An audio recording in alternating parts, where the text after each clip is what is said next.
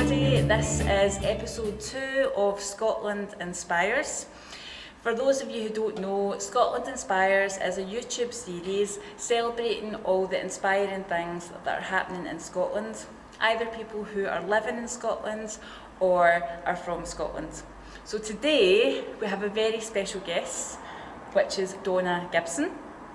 So Donna, welcome to our YouTube series. It's lovely to have you here, and I'd love to hear about what it is that you're doing to create a positive change in Scotland.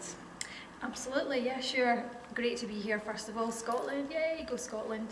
So what I'm doing is I am a facilitator, and specifically a desire map facilitator, which we'll get on to exactly what that is, I'm sure, in a little bit.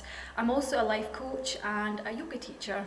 So I have created a business called Aha Moments Limited. So it's Aha Moments, you know, all about the light, giving people the light bulb moments that they need to make positive changes in their life. So the business is a combination of those three things: yoga, life coaching and desire mapping, all wrapped up into workshops and coaching sessions and things like that. So I've got so many ideas where to take it. You know, eventually I'd like a book and courses and all these different things. So, but at the moment we're kicking off with the workshops and the coaching and the one-to-one.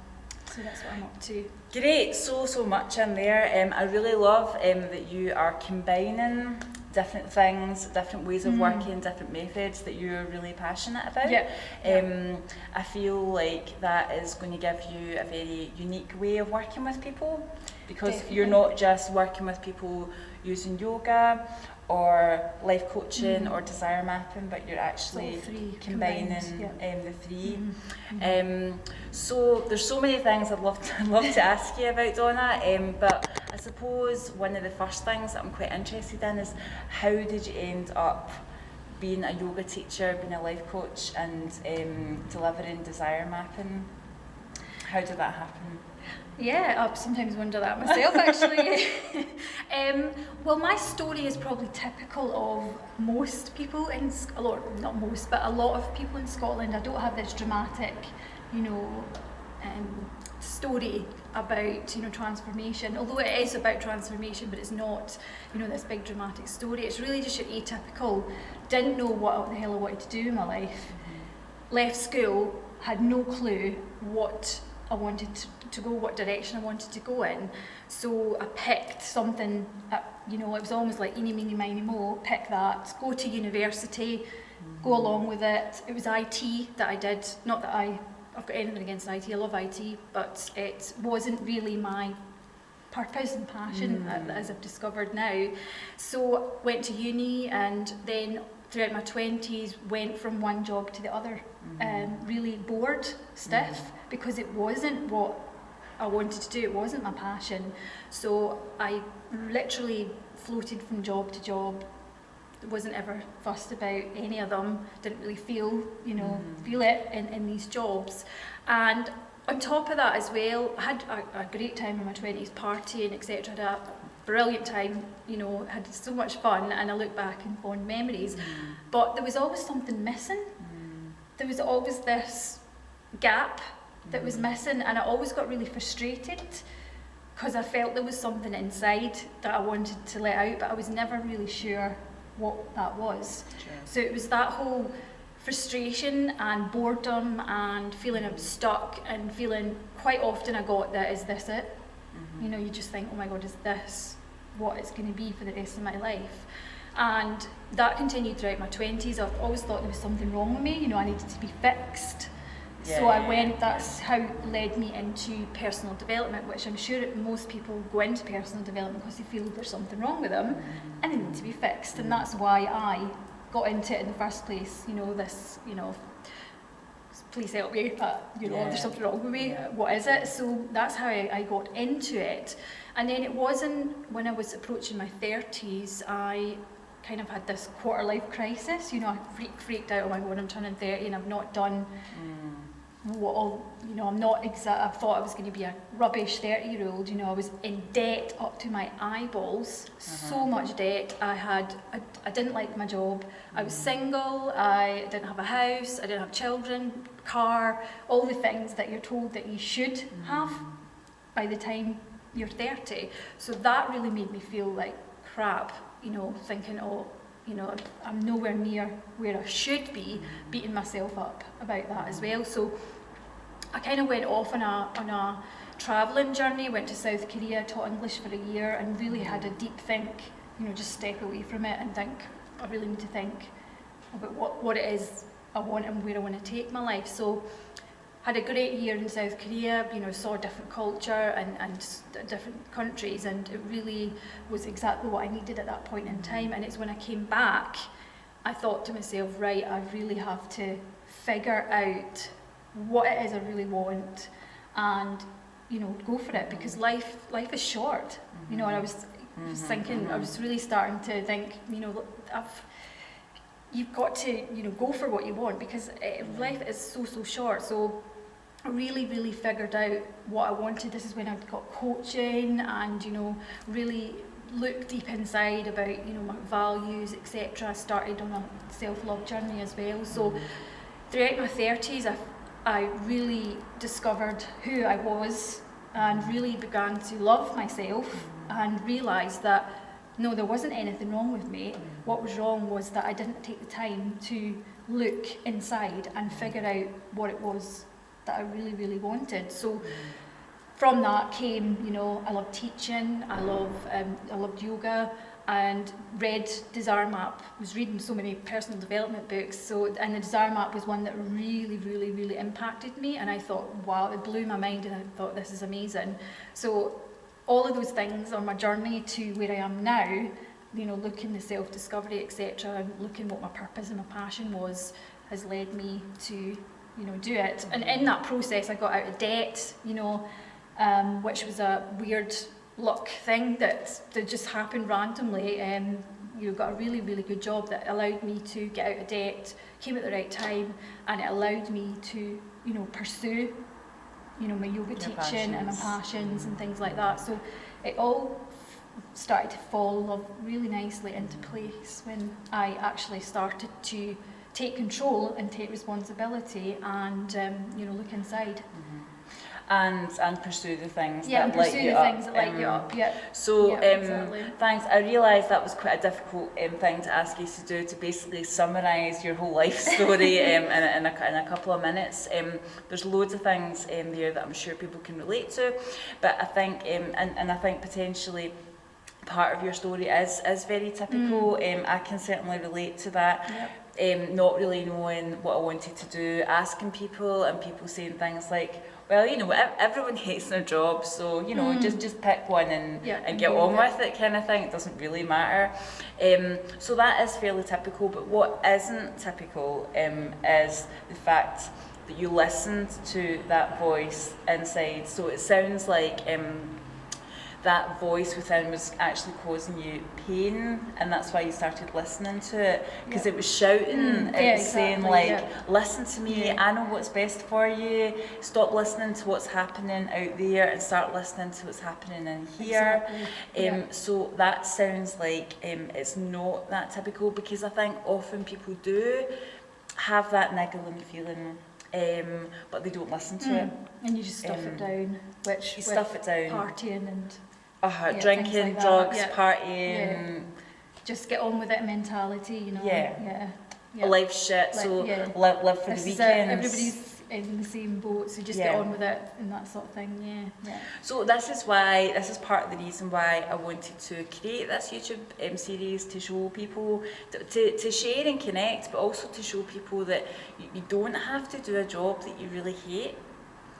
No, definitely not. And and I've seen firsthand the effect it can have on myself, but also other people. I mean, I've seen people getting so depressed and bitter and having really bad health problems, chest pains and all sorts of stuff. So And you just think you're at work so many hours. I mean, it's quite scary when you look at, if you actually put it all down in a graphical way to see how much time you spend at work. So it's crazy to me now to suffer at doing a job that you hate and that you don't like. And it doesn't take that much to figure it out. It doesn't really. It doesn't. No, there's people like me that have got little processes and methods that you can go through to figure it out what exactly it is that you want to do. Because I suppose there's settling in a career, which people often do. There's also settling for relationships, friendships as well as romantic relationships. So I was reflecting because today is the 4-year anniversary of me ending a relationship 2 weeks before I was supposed to get married. So that was an area which I had an inner voice that was telling me, this isn't the right place for you, you're not supposed to be here. And I kept stuffing it down until one day it just erupted out. So there's lots of ways that we sort of put up with things because we think we don't deserve better. And I suppose part of the work that you're doing around self-love is about us taking time to appreciate ourselves and to get to know ourselves in order to see the direction that we would like to move in. Exactly, so do you want to talk a wee bit about, I'd love to hear how you work with people, Donna. Well, I do quite a lot of different workshops. I love getting groups of people together because I think a group of people doing the work together is quite powerful, and you know, it really is something that I do enjoy putting on, and I think you do get a lot of results out of that. So I do a lot of workshops. So I do Desire Map plus yoga. So any workshop I've done, I've put yoga in there as well, because obviously there's that whole mind-body connection. And I think in personal development, if you're going deep and looking really deep inside, you can get in your head. You know, everybody's stuck in their head. They try to think their way out of a problem. So true. Whereas if you do yoga alongside it, you're dropping into your body, and really that is where your wisdom is, in your body. So your body talks to you constantly, you know, those little niggling feelings and gut feelings, butterflies, etc. It is always talking to you. So I think if you do yoga alongside these processes, you just get in so much deeper than you maybe wouldn't if you were just doing it on your own. So my workshops have always got a yoga part to them, plus processes, etc. You know, whether it's a Desire Map process or just me as a life coach just coming up with little tips and hints. So we do quite a few different workshops, but also obviously work with people one-to-one. So the coaching is obviously just your life coaching one-to-one. You know, we'll do all that self-exploration together and come up with a vision and get you to where you want to be. But I'd love to combine that with yoga as well. So my next offering, which I haven't offered yet, but I really, really want to combine yoga and life coaching. So what that looks like, whether it is, you know, we do a little bit of coaching and then go into a little bit of yoga first and then a bit of coaching, or we maybe like alternate 1 week yoga, 1 week coaching. I'm having a little think about that, but the two together would be so powerful. I think that's good. I don't know about you guys, but like I think that sounds fabulous, because I think if we make decisions too much with our brain, we can talk ourselves out of things. So quite often intuition might speak to us and say, end that relationship, or go on a trip to such and such a country, or change jobs, or follow your heart, follow your passion. But then the brain kicks in and says, oh, but you know, I can't really afford it, and I'm probably not that good at it anyway, and all that sort of stuff.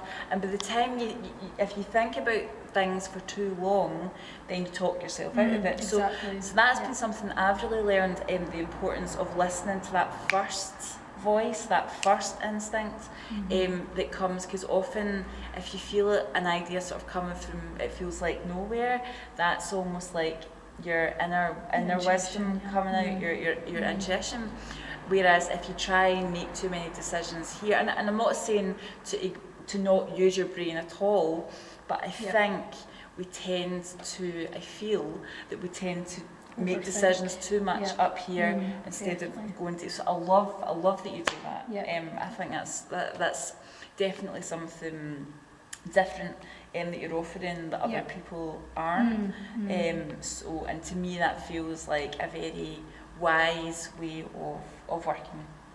Totally makes sense. I mean, you're a whole multi-layered being, so why would you not bring your body into it as well? So get that whole, mind-body connection, mind-body-soul connection as well. Yeah. And how open are the people that you're working with? Because in terms of the language around soul and listening to your soul, or connecting to your soul and listening to your heart, how do people feel about that? Because I suppose I'm thinking, as you know, we're in Scotland just now, and I'm just thinking about how the culture is generally, and that people can be a little bit cynical of, or maybe not value some of those, or feel uncomfortable. Have you had any experiences with that type of stuff, or not so far? Because the people that I tend to attract, do come and are very open to that sort of thing. So they are open-minded. But I get what you say, because obviously many other friends or whatever have, are a bit like, you're doing what? About, your soul and soul wisdom. They're a bit like, what? So yes, but the type of people that I tend to attract are open to that sort of thing, definitely. But yes, as a general consensus, there's definitely a lot of skepticism about that sort of thing. And many people don't even hear, their inner voice, their inner wisdom, because their head is just too noisy. I think there's a lot of outside influences with television, and just the outside world is very it's very sort of all-consuming. You might have your phone beep beep beep all the time, that we often don't get a chance to quieten the mind so that we can listen to the heart. Is how I would sort of describe it. And for me, the thing that was the catalyst for a change for me was living that way became too painful. And I ended up with health issues that forced me to look at how I was living my life. So my message to you is, don't wait until it's too painful, because if you don't choose to get out of your comfort zone in order to grow, your comfort zone will become uncomfortable and push you out. Does that resonate with you? Yeah, if you don't listen to that, as you see, the voice, it gets louder and louder until it punches you in the face. And it is, like you say, usually health issues, or having a little bit of a mental breakdown, even just complete depression, that sort of thing. So if you don't listen to it and don't do the things that make you happy, it really does affect your health and every part of your life. What are some of the things that people are keen to work with you about? What are some of the things that people are experiencing or wanting to change or feeling generally in the people that you're working with? Well, funnily enough, they're mostly where I was before. So they're in the stuck phase, the not enjoying their job, they're not feeling very happy about their life, they're feeling stuck, they don't know, what direction to go in. But again, they've got that thing, the same thing as I had, where they feel like they have got something inside them ready to come out, but they're not sure what that is. So generally, it is people who are stuck in their jobs and their lives, and they need a little bit of direction to get them out of it. So do you think that you are attracting those types of people because that's where you were? Definitely, and that you have that connection with them because you can really have empathy for how they might be. Not that everyone feels the same, but that there's some sort of connection there because of that. Definitely, because well, I was there. Yeah. I've been there, so yeah, I can definitely relate to everything that they're saying, and obviously I know how I managed to get myself out of it. So it is a case of I can lead. I can then lead other people out of it as well. So yeah, absolutely. So is that how, like, in terms of the way that you work with people, is that the role that you see yourself as playing, as offering a hand, a sort of helping hand to lead people out? Yeah. Also, as well, I'd say just inspiration as well, just to inspire them to know that you can take control of your life, you can take your life in whatever direction. The coaching, the client is always in charge, so it's all led by them. So, I never obviously push them down any route, that it's all client led, and they're in charge of the way they want to take it. So I don't offer, there's a lot of coaches out there that offer packages where you go, the first week we'll look at this, the second week we'll look at this, the third week we'll look at this. Well, I don't actually I'm very bespoke. Right. Whereas, because we'll just see what comes up and take it from there. So the type of work you're doing is very person-centred? Yes, absolutely, person-centred. And more intuitive to see what people are bringing rather than offering a prescription. Yeah. Do this step 1, do this step 2, do this step 3. No, it's all dependent upon what comes up, where they want to take their life, because everybody's different. Everybody's got a different energy, different purpose. So it just is all led by them, depending on the way they want to take their life.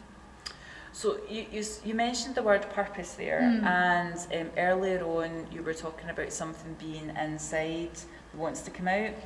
Is that what you would call that thing that wants to come out, or would you call that something different?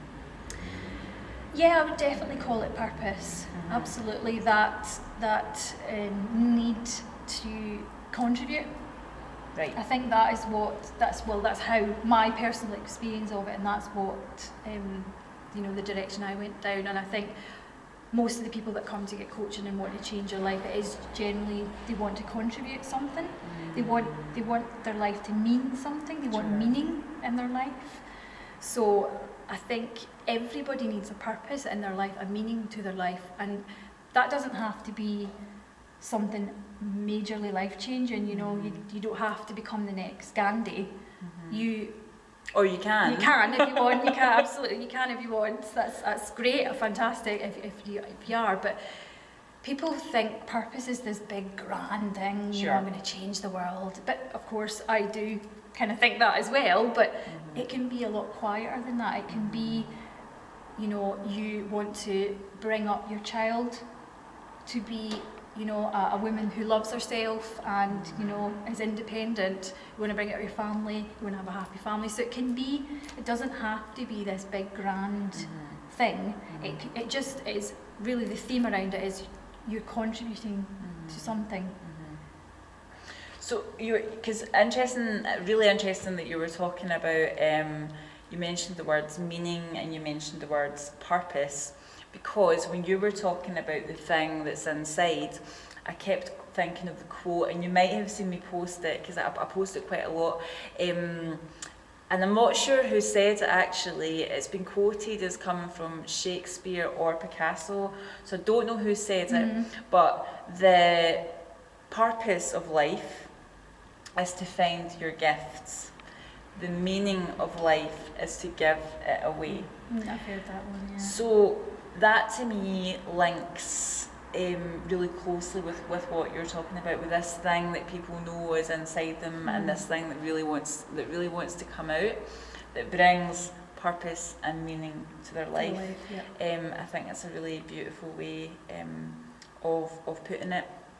And the other thing that I was thinking about when you were talking there was about people thinking that life purpose needs to be something that's big and grand.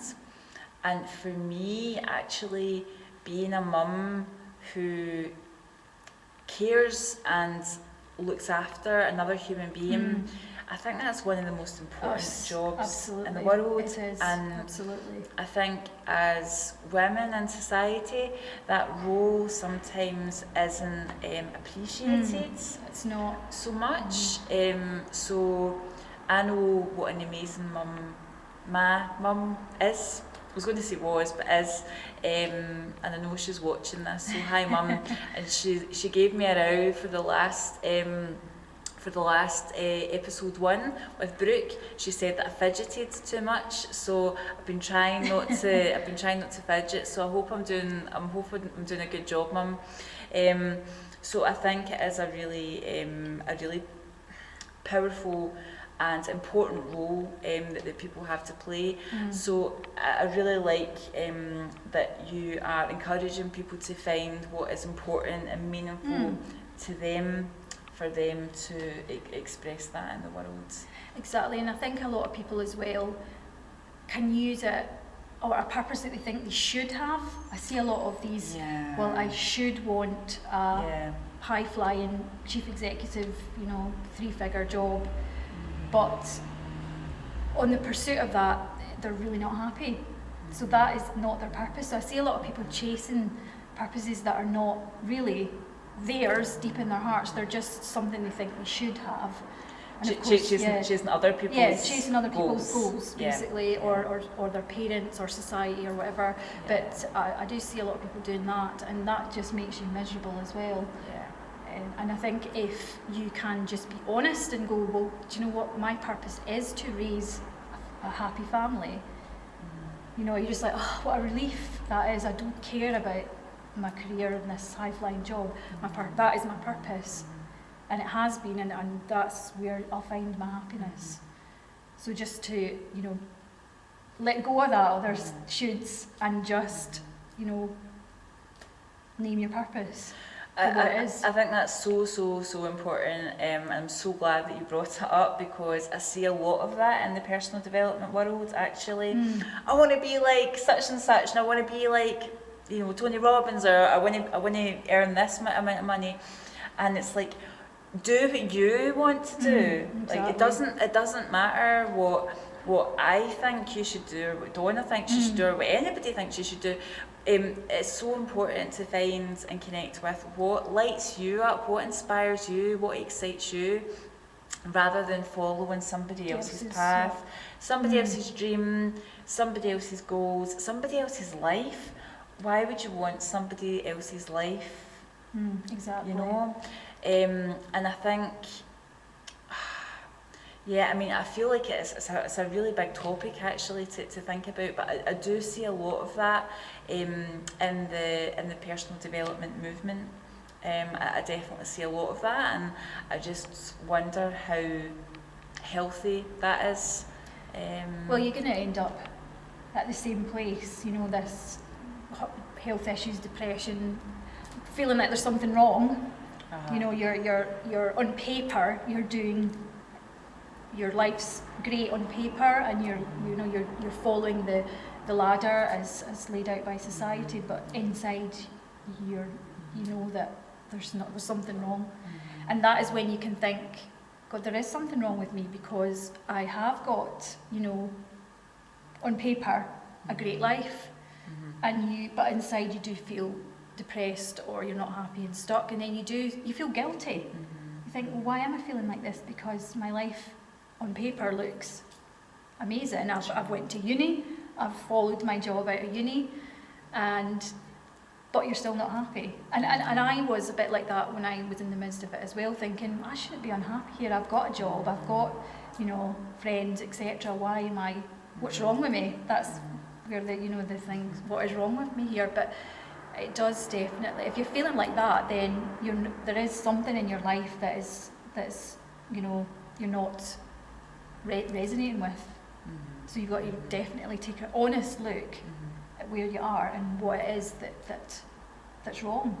And that can be difficult, you know, that can be a horrible thing to look at your life and just be brutally honest about it. And I think, you know, that's difficult, and it's brave to, you've got this t-shirt on, brave. Yay, brave. It's brave for people to admit they're not happy, and it's brave for people to take an honest look and go, this is wrong, this is not right. So I really commend people that do the work and come forward and are honest and look at their life with complete honesty. It is definitely a brave thing to do. It's a brave thing to do, and I suppose it links back to that saying, the most important relationship that we have is the one that we have with ourselves.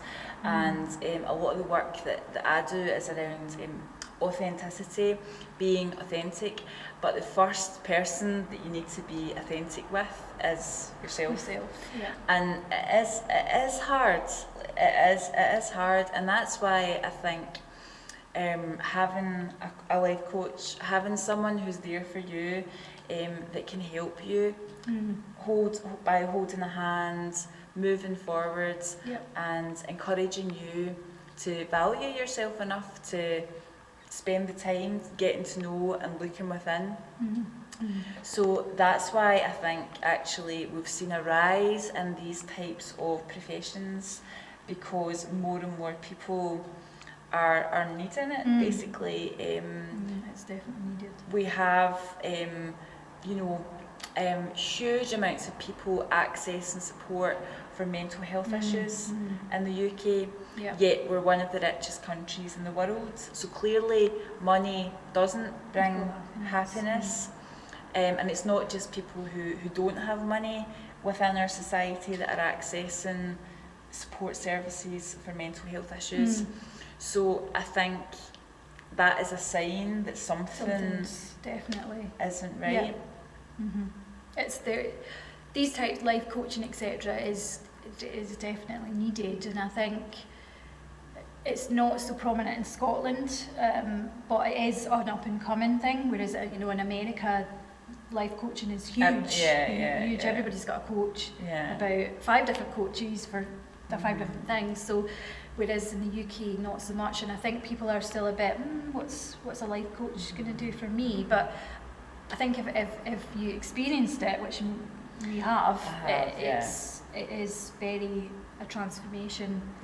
And it does really, really, really help change your life. And then you then inevitably go on to change other people's lives as you're doing with your work as well. So it just has that lovely ripple effect. So Donna, it's been so fantastic to meet with you today. I've really enjoyed our conversation. I feel like the things that we've been talking about will really resonate, to hear about your journey and to hear about the things that you're offering just now that could maybe help people. So do you want to maybe just sort of recap how you can best support people and how people could get in contact with you if they'd like to access that support? Absolutely. So I've got my website, which is www.ahamoments.co.uk. So go to that and you can contact me via my email, which is donna@ahamoments.co.uk. So I do offer workshops in and around Glasgow. I've actually got one on the 30th of April, which is the Desire Map plus yoga workshop. So that's based on the best-selling book by Danielle Laporte. So tickets are out for that. So again, on my website, all details there. So we go through the whole Desire Map process, do some yoga as well. It's a fab day. Tonight, last Friday of every month, I've got my Stretch and Grow, which is a little bit of personal development and yoga. So tonight it's all about confidence. So we're going to do confidence-themed yoga and then a little bit of chat about confidence. So that's going to be the last Friday of every month at In The Moment in Glasgow. And again, go to my website and you'll find out about that as well. And then I do offer one-to-one coaching as well. So if you're feeling stuck, you want to change your life, you want your life to go in a different direction, but you don't really know where. So exactly like maybe I was as well, or if self-love is something as well that I love to mentor people in self-love, confidence, that sort of thing. So if any of this has resonated with you, we can chat and see if there's anything I can do to help you. There you go. There's loads of support out there if you'd like to access that from Donna. And I just wanted to say thank you to all of you for being here and listening. And if any of you would like to feature on the series Scotland Inspires, if you're doing something that is inspiring, interesting, a bit further from the norm, I'd love to hear from you. And just one last thing, just really listen to your heart. Don't live so much in your brain. Bring your energy down and listen to your heart and see what's coming out. Would that be a good bit of advice? Yeah, so thanks, Donna Gibson, and I hope to see you soon. We have a new guest. We have a new episode coming up, episode 3. So make sure that you stay tuned for that. Bye. Okay, bye.